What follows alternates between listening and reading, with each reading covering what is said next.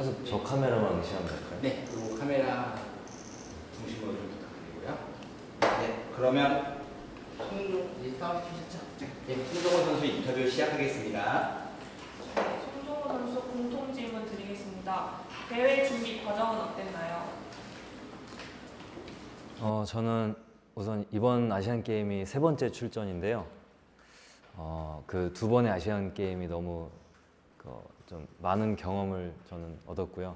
첫 번째 아시안 게임에서 단체 금메달이라는 결과가 있었고, 그에 이어서 이제 두 번째 아시안 게임에서도 좋은 성적을 기대했는데 아쉽게도 결승 진출에 하지 못해서 메달 획득은 어려웠었고요. 이번이 세 번째인 만큼 저는 좀 저만의 노하우로 지금 어떤 좋은 결과를 기대한다기보단 그동안에 해왔던 결과를 바탕으로 열심히 준비를 하고 있습니다. 네, 다음 질문 드리겠습니다. 이번 항저우 아시안 게임 목표는 무엇인가요? 네, 이번 아시안 게임 목표는 우선 뭐 여러 나라가 나오지만 그래도 저는 현재는 중국이 저희 뭐 그나마 상대가 된다고 생각하고요. 제 생각은 한국의 기량이 중국보다 우세하다고 생각을 해서 단체전과 개인전 둘 다 석권하는 것이 목표입니다. 네, 다음 질문 드리겠습니다. 이번 아시안 게임에서 라이벌로 생각하는 선수가 있나요? 네, 사실 선수는 라이벌이 없습니다. 저는 항상 라이벌이라는 선수가 예전부터 없었고요.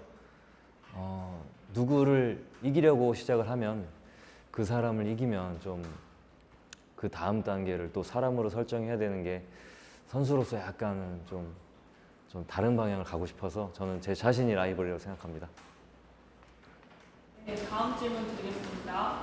사격은 자신과의 싸움인데 마인드 컨트롤을 위한 자신만의 루틴이 있나요? 네, 저는 그 멘탈이라는 부분이 가장 중요하다고 생각을 하는데요. 뭐 국가대표 레벨 정도 되면 기술은 어느 정도 뭐 상위권 기술을 가지고 있다고 생각을 하는데 그런 세부적인 결과는 멘탈이 결정짓는다고 생각을 해서 루틴이라기보다는 제가 이제 처음부터 그 초심으로 시작한 마음으로 끝까지 그 경기에 전념을 하는 게 가장 중요한 저의 멘탈 관리입니다. 이상 공통 질문 마치겠습니다. 네, 저 채널A 정유철 기자입니다. 그 도쿄 올림픽 때 그 완주를 하지 못했던 좀 안타까운 사연이 있는 걸로 들었는데 그 당시 어떤 뭐 결함이 어떤 결함 때문에 그렇게 됐는지 좀 설명 부탁드리고요. 그 당시 기분 그리고 한번 그런 사고를 겪으면 사실 또 스트레스 많이 받을 텐데 그 이후로 뭐 총기 점검을 더 열심히 많이 하게 됐다던가 어떻게 좀 변화가 있었는지 궁금합니다. 우선 뭐 정말 남들이 겪지 못할 그런 결과를 전 겪었는데 그 당시 저희 속사권총 규정 중에 탄속 그 실탄의 속도가 초속 250m/s를 넘어야 되는데 그거에 미달이 돼가지고 그게 또 그 검사를 아무나 다 하는 게 아니라 경기가 끝나면 랜덤 검사라는 걸 하는데 랜덤 검사는 몇 가지가 있는데 그 중에 한 가지가 탄속 검사였거든요.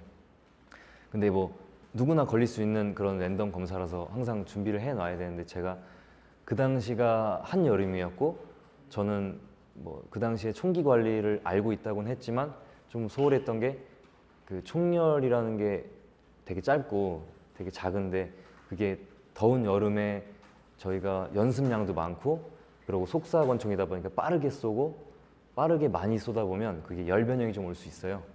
그런 거를 그 당시에 인지를 못하고 이제 대회를 나갔는데 대회 중에 저 좀 총에서 이상함을 감지해가지고 경기 중에도 좀 그것 때문에 신경이 많이 쓰였지만 어떻게 다 끝나고 나서 봤는데 그 실탄 탄속이 220 정도가 나왔거든요. 좀 말이 안 되는 상황이었고 저도 그 당시 이 총이 이태리에서 만든 총인데 그 이태리라는 게 유럽 사람들이 어떻게 보면 한국 사람이나 동양 사람을 약간 아직은 인종차별이 조금 남아 있는 것 같은데 그 당시 저의 어려움을 보고 그 총기 회사가 직접 나서서 저를 도와주려고 어떻게 관리하는지 어떻게 사용하는지 어떤 실탄이 좋은지 너무나 많은 정보를 얻은 그런 저에게는 큰 배움이었던 것 같습니다. 사실 그 인천 아시안 게임 자체는 금메달이 있는데 뭐 아시안 게임도 그렇고 올림픽도 그렇고 여러 진짜 메이저 대회들이 있었잖아요. 근데 사실 그 이후에 보면은 리우 올림픽 때는 그 출전 그 커프를 땄음에도 후발전에서 이제 탈락해서 못 나갔고 그 자카르타 때도 나갔지만은 예선에서 탈락했고 그리고 이제 방금 나왔지만 도쿄올림픽에서는 그 실격을 당하고 그래서 이번 대회에 나서는 그 각오가 절박함 이렇게 크기가 정말 클 것 같은데 이거를 말로 표현하면 어느 정도 크기라고 말로 표현하자면 저는 딱 말씀드릴 수 있는 거는 제가 항상 큰 대회를 앞두고는 무슨 일이 있었어요. 뭐 제가 원하지 않던 원하던 이렇게 그런 일을 겪으면서 저는 산전수전을 다 겪었다고 생각을 하고 이번에는 제 컨디션과 기량으로 정말 끝까지 제 컨디션에 맞게 유지해서 완주를 하는 게 어떻게 보면 저한테 감사하다고 생각을 합니다. 그게 목표는 아니지만 우선 첫 번째로 그렇게 완주를 해야 제가 그 다음엔 결과가 나온다고 생각을 해서요. 그렇게 생각합니다.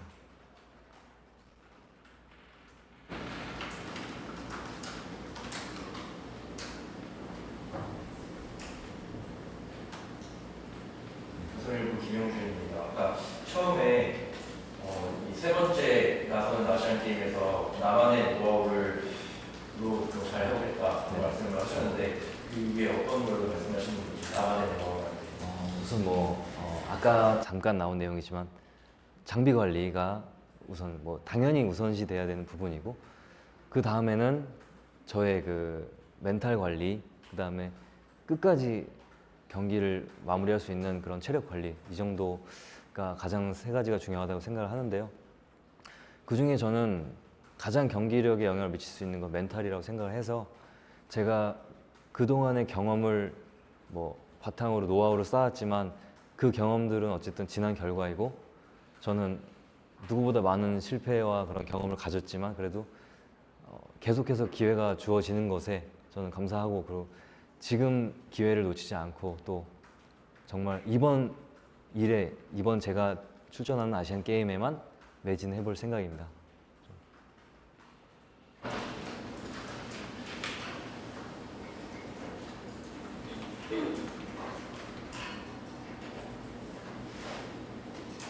장비 관리를 그 총기 지도사한테 배우고 좀 많이 배우셨다고 했는데 좀 설명을 해주실 수 있는 부분들이 있어요. 전에는 이런 부분들을 사실은 체크를 못했었는데 그 올림픽 이후로는 이런 부분을 항상 관리하고 체크하는 게 습관이 됐다던가 좀 구체적으로 설명을 해주실 수 있는 게 있을까요? 네. 우선 그 총기라는 게 화약을 사용하니까 아무래도 화약에 그런 잔여물이 묻어요, 많이. 그런 거를 청소하는 법부터 좀 어느 실탄을 사용하고 어떤 방식으로 사격을 해야 문제가 없고 그리고 아까 말씀드렸다시피 좀 너무 빠르게 많이 사격을 하면 이제 안 된다는 것을 인지해가지고 적당한 시간을 두고 훈련 양에 관계없이 총기에는 이상이 없도록 그렇게 준비하고 있습니다.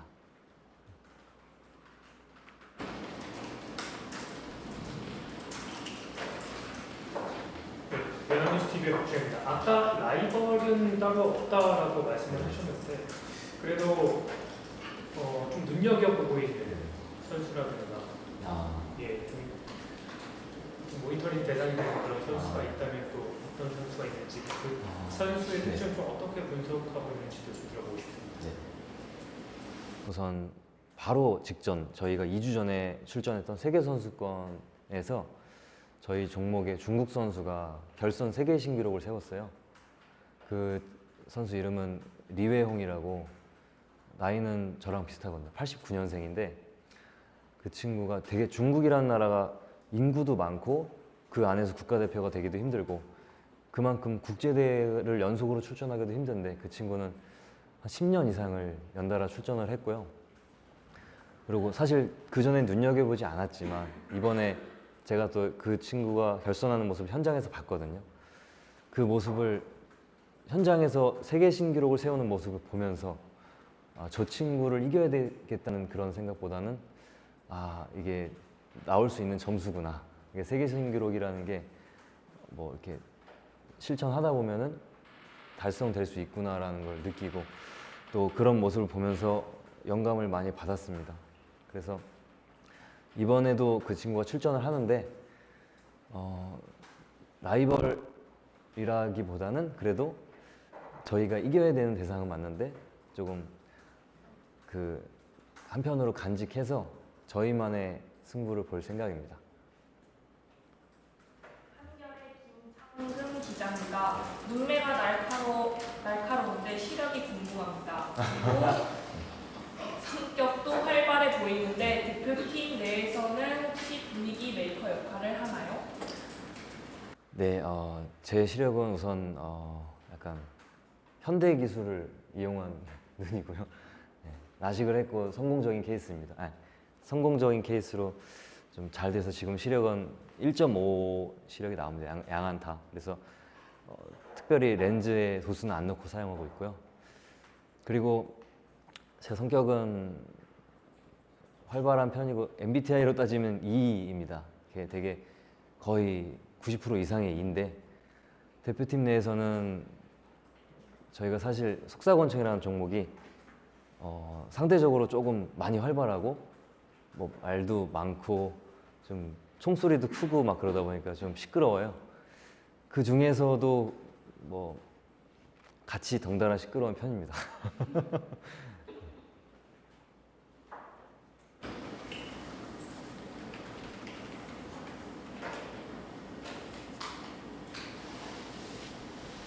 진천에 있을 때와 비교해서 여기 좀 분위기가 뭐가 좀 달라요? 아무래도 이 사격장은 저희가 실제로 국내 대회를 진행하는 경기장이고요. 그리고 국제 대회도 월드컵도 많이 열렸었고 또 2018년에는 여기서 세계 사격 선수권도 열렸었어요. 그만큼 진천 선수촌도 되게 좋은 시설을 갖고 있지만 여기는 정말 현장이라고 할 수 있는 그런 분위기를 느낄 수 있는 곳이고요. 더구나 또 결선 사격장이 마련이 돼 있어서 저희가 뭐 해외 어떤 대회를 가든 결선이 없는 경우가 없어서 결선 사격장의 그런 분위기를 담아서 연습을 할 수 있고 그리고 저희의 또 이곳에서의 대회 경험, 국내외 대회 경험을 토대로 그렇게 상상을 하면서 또 연습을 할 수 있는 것이 좋다고 생각합니다.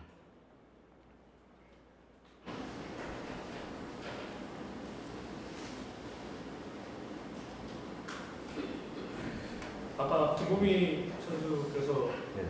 중국 음악을 크게 틀어놓고 지금 좀 플레이를 도입하겠다는 그런 단어도 먹혔는데 그거에 대해서 좀 어떻게 생각하시는지? 사실 그 종목이 조금 달라서요. 저희는 총소리가 워낙 크고 귀마개를 또 다들 하다 보니까 노래가 틀어져 있어도 사실 잘 들리지가 않아요. 오히려 저희의 내면의 소리가 더 많이 들려서 다행히도 저희는 중국 음악을 틀지 않아도 되는 상황입니다.